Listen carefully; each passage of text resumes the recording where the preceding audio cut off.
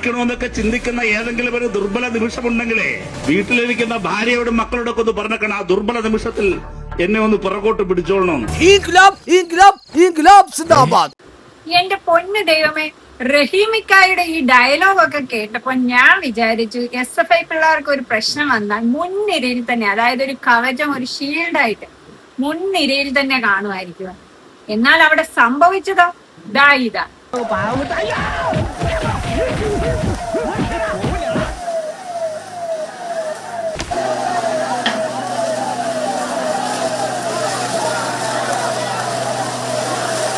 സഖാവിങ്ങനെ പിന്തിരിപ്പന്മാർ പോലെ സംസാരിക്കരുത്.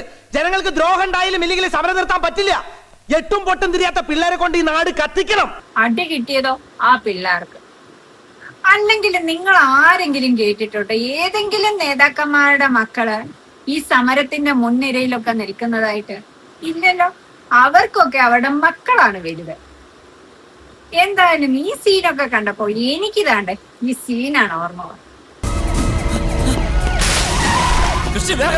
ജോർജ് കുട്ടി, എന്താ ഇത്? ഒന്നും പറയാൻ സമയമല്ല. പോലീസ് സ്വയരക്ഷയ്ക്ക് വേണ്ടിയല്ലേ നമുക്കിത് പോലീസിനോട് പറയാം. പോലീസിനെ നീ പറഞ്ഞ് മനസ്സിലാക്ക്. ഞാൻ വക്കീലുമായിട്ട് വരാം. ജോർജ് കുട്ടി,